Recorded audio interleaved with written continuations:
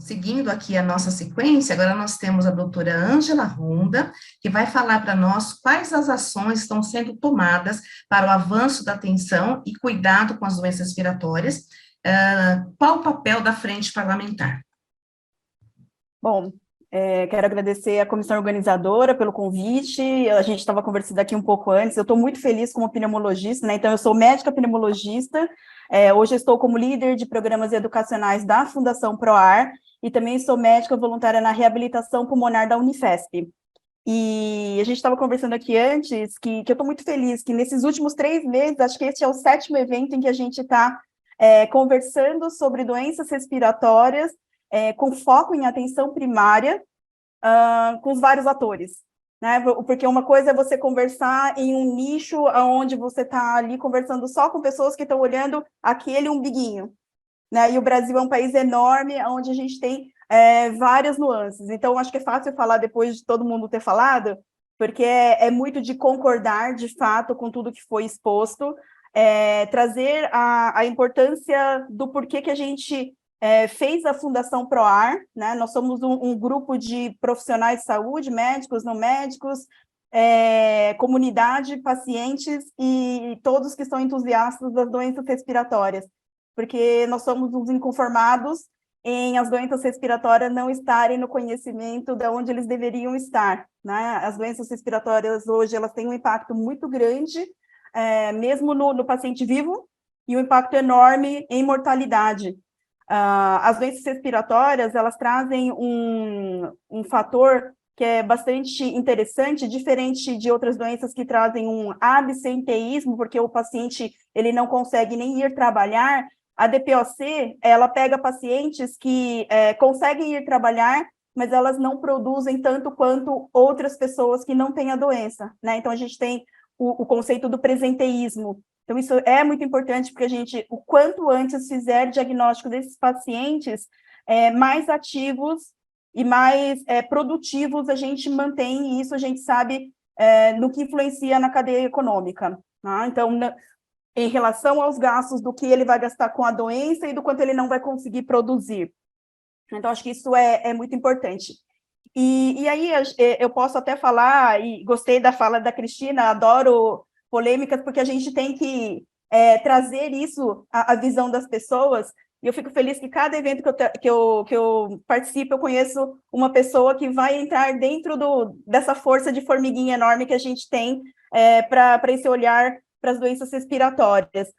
A formação, enquanto graduação, de fato, ela é falha, né? Eu, enquanto estou com os alunos lá na Unifesp, até falo, vocês decoram e vocês dão importância para o eletro, nas 32 derivações que tem que olhar, sabem todas as curvas que tem. A espirometria, que são 3 valores que você tem que olhar para saber e fazer o diagnóstico, isso vocês não olham, né? Então, existe uma falha grande, de fato, né?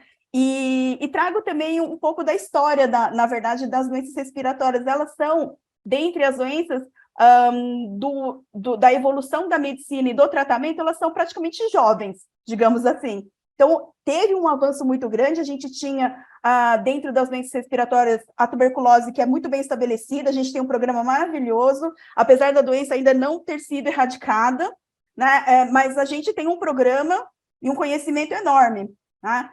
Só que a asma e DPOC ainda não, né? A asma a gente tem um avanço enorme e cada vez mais a gente vai precisar. Já vi que o Dr. Marcelo está aqui na audiência participando. Hoje, dentro da estrutura de atenção primária, e aí que estão os projetos da Fundação que a gente já vem trabalhando, alguns que foram muito exitosos, outros que a gente está começando a implementar e outros a gente está no meio do caminho. E já falo de antemão, são todos personalizados, né? Que Cristina falou, que a Nina falou, assim, não existe um modelo igual para todo mundo. São Paulo, por exemplo, você colocar a espirometria, ajudar na espirometria, é excelente, porque a gente tem uma fila enorme esperando para fazer o exame. Mas se a gente for para outro lugar que nem se sabe o que não sabe que tem que pedir para fazer o diagnóstico, não adianta nem implementar, né? Então, a gente tem que trazer, de fato, olhando para cada uma das regiões, as necessidades que, de fato, existem. A asma vai ser impulsionada e a atenção primária vai ter que ser olhada, de qualquer forma, porque foram incorporados 2 novas medicações que são imunobiológicos para pacientes com asma grave. E hoje, se a gente for olhar para a atenção especializada, a maior parte dos pacientes com asma que estão na atenção especializada são pacientes com asma ou leve ou moderada, não controlados, e não pacientes com asma grave, que existe uma diferença. Esses pacientes de asma leve e moderados, eles são pacientes da atenção primária, que eles não estão na atenção primária. Né? Então, já um dos projetos que eu posso falar e que a gente começou trabalhando com a atenção primária foi com toda a atenção primária de Salvador. Né? Nós trabalhamos com a capacitação de todos os profissionais médicos e enfermeiras das UBSs de Salvador, e através de um projeto internacional, em que nós fomos convidados para participar, junto com a Inglaterra e o Equador. E aí tinha só a capacitação da atenção primária. E nós vimos que os pacientes não chegavam na atenção primária, eles não estavam na atenção primária. Aí nós falamos, onde estão esses pacientes? Então, infelizmente, a asma e a DPOC, elas são vistas não como doenças crônicas. E agora eu já estou muito feliz de estar dentro de um fórum de DCNTs, né? De doença crônica. Porque a asma e a DPOC, como é uma doença que tem crise, né? Existe a crise, a exacerbação da falta de ar da doença, ele vai na emergência. E aí, tanto o paciente quanto a pessoa que está na emergência acham que a doença é uma doença de crise. Tratou a crise, o paciente está curado. Né? Não, é uma doença crônica. Assim como a hipertensão e a diabetes pode ter uma crise hipertensiva, como a Sônia colocou, pode ter um pico de hiperglicemia, a doença crônica está ali. Né? Então, hoje, um paciente que é atendido por uma crise de asma, ele é atendido, mas ele não é encaminhado, por exemplo, para a atenção primária para ele fazer um segmento crônico, né? Então, a gente vê um problema já na estrutura, e com isso, lá em Salvador, a gente acabou incorporando as UPAs, né, as unidades de emergência, para fazer o treinamento também. Então, no momento que a gente treinou as UPAs, os pacientes passaram a ser pacientes crônicos, e eles foram encaminhados para a atenção primária, aonde eles já tinham sido capacitados, e aí a gente conseguiu fechar esse ciclo, e agora a gente vai colher os resultados aí, né? A gente finalizou agora, ontem foi, inclusive, o último teletreinamento que a gente teve, e isso é outra coisa que a Karina pôs de educação à distância, um fator positivo que a pandemia trouxe, funciona, né? As pessoas eram muito resistentes a isso que a gente está fazendo, esse modelo aqui, né? A Cristina está num lugar, a Eliane está em outro, a gente está aqui em São Paulo, a Flávia deve estar em Brasília, né? Então, a gente consegue se reunir, mesmo estando cada um no seu lugar. E o Brasil é muito grande, não dá para a gente ficar fazendo esses deslocamentos absurdos, né? Então, a educação à distância funciona. Né? Então, acho que isso é uma outra coisa que a pandemia trouxe de positivo.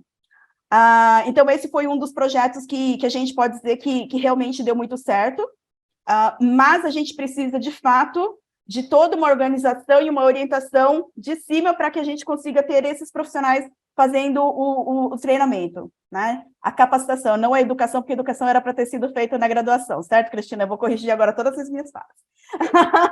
Que a gente vai capacitar e atualizar esses profissionais, fato. Outro projeto que iniciou agora, que foi do Dr. Marcelo, que está aqui acompanhando com a gente, ele é pneumologista em Tapetininga. Só para dar um número para vocês, pneumologista, a gente tem menos de 1% pelo último censo do Conselho Regional de Medicina, tá? Então, assim, não tem como pneumologista atender todo paciente com asma e DPOC, tá? Assim como o cardiologista também não consegue atender todo paciente com hipertensão, com insuficiência cardíaca. Então, a gente precisa dividir pelos níveis de gravidade mesmo. Então, é possível, e esses pacientes são da atenção primária, por isso que a gente precisa realmente levar esses pacientes para lá. O Marcelo, por exemplo, trouxe essa necessidade que ele precisava da capacitação da atenção primária, por ele estar na especializada com pacientes em que ele não conseguia trazer de volta para a primária, e tendo que organizar toda a parte agora, realmente, da estrutura dos imunobiológicos de asma grave, inclusive ele tem também a parte de oxigênio domiciliar, que é um outro programa enorme que tem de pacientes mais graves, e que precisam realmente estar na especializada. Então, quem fica com o restante dos pacientes? Tá? Então, esse foi um outro projeto que a gente iniciou agora, o treinamento foi mês passado, né? Depois acho que o Marcelo pode até colocar algum comentário aqui, e eu acho que esse caso que ele tem, a gente vai ter cada vez mais, por conta da necessidade de organização da atenção primária, de fato, para que a especializada fique com os pacientes corretos. E o outro projeto que a Fundação ProAr teve um contato muito grande, e a Sônia, que é a mãe do matriciamento da respiratória, pode falar melhor também, porque que ela participou aqui, porque Sônia foi quem, de fato, trouxe todo o conhecimento do matriciamento que a gente já tinha em saúde mental para a saúde respiratória, né, da gente conseguir trabalhar em conjunto e com o médico que pode fazer, por exemplo, a segunda opinião, né, e aí, de fato, ter a capacitação da atenção primária, eles conseguirem fazer, as dúvidas que tiverem, a gente consegue fazer essa discussão junto, e o paciente conseguir estar no lugar certo, na hora certa, com o seu nível de gravidade correto. Então, a gente tem um projeto em Pindamonhangaba, que começou, e aí foi tese de doutorado, inclusive, da médica pneumologista lá da região, que inclusive foi ela, e hoje a gente trabalha muito com os médicos especialistas proativos, eu falo, os pneumologistas que estão sozinhos lá nas suas regiões, enxugando gelo, como ela fala, e enquanto você não consegue organizar isso, você vai enxugando gelo, né? Então, para conseguir trazer, de fato, uma forma efetiva de funcionamento que seja efetiva a longo prazo, né? E com isso, eu trago a fala da importância da frente parlamentar, né? Se a gente tiver uma política nacional, de fato, a gente tem... eu falo que o Covid trouxe uma parte positiva do Covid, outra, né? Além de que a parte virtual funciona, é que existe pulmão, né? Então, o pulmão saiu do submundo. Ângela. E agora as pessoas sabem que existe pulmão também, né? O ser humano não é só um coração, que ele tem pulmão também. Então, eu nunca vi tanta mobilização. Eu tenho certeza que essas atualizações nos PCDTs que tiveram, eles aconteceram até por conta disso, tá? Por conta de realmente olhar e ver que as doenças respiratórias, elas estão em segundo plano e, no entanto, elas fazem parte das doenças. Paulo trouxe ali a terceira causa de morte dentro das doenças crônicas, e se a gente somar as doenças infecciosas respiratórias, ela pula para segundo. E aí, se a gente pegar, que no último fórum foi discutido, que eu participei, que o tabagismo, né? O tabagismo, a gente fala do tabagismo como fator de risco, na verdade, o tabagismo é doença. E eu puxaria para dentro das doenças respiratórias, né? Então, é muito importante a gente realmente trazer esse conhecimento, a informação que foi na fala de todo mundo aqui, que é como você traz o conhecimento, né, a informação, a educação para as pessoas, para que, de fato, elas saibam para onde elas precisam e o que a gente precisa fazer, né? O Massur está aqui também, que é outro querido que trabalha também, né, nessa parte da atenção primária, das doenças, e precisa ter, de fato, programas e políticas nacionais, de fato, para que a gente possa conseguir trabalhar com embasamento mesmo e com toda a seriedade que hipertensão e diabetes teve. Eu tenho certeza que no início não foi assim, né? E a gente tem até a fala de uma das enfermeiras, onde a gente fez o treinamento. Já estou terminando, tá, Sônia? Porque se deixar eu falo, porque eu adoro falar. Uma das enfermeiras... Não, está dentro do horário, que os outros falaram mais rápido. Tranquilo, estou aqui de olho. Então tá. Uma das enfermeiras que participou, né, do treinamento, e eu falo que as doenças respiratórias, ela não é a doença só de médico, ela é uma doença da equipe, porque a gente tem dispositivos inalatórios, a gente tem a educação do paciente em relação à parte ambiental, em relação à parte do controle da doença, né? E aí ela falou: ai, doutora, essa sensação que eu tenho olhando os dispositivos inalatórios, que a gente vai explicar para os pacientes, é a mesma coisa quando eu comecei a trabalhar com insulina, né? E a gente da enfermagem achava que nunca ia conseguir mexer com insulina na vida, porque imagina, como assim, a atenção primária vai mexer com insulina? Como que vai ser isso? E ela falou, e hoje a gente faz isso com o pé nas costas, né? Então, acho que realmente trazer o conhecimento, transformar isso numa política pública em que a gente tenha uma linha de cuidado, né? A gente teve a linha de cuidado de asma lançada esse ano, como a Sônia falou, a de DPOC ela entrou, depois saiu, né? Então a gente ainda precisa caminhar aí um tantão, mas acho que vale abrir aqui para discussão, porque a gente vai ter grandes inputs aí bem ricos. Obrigada.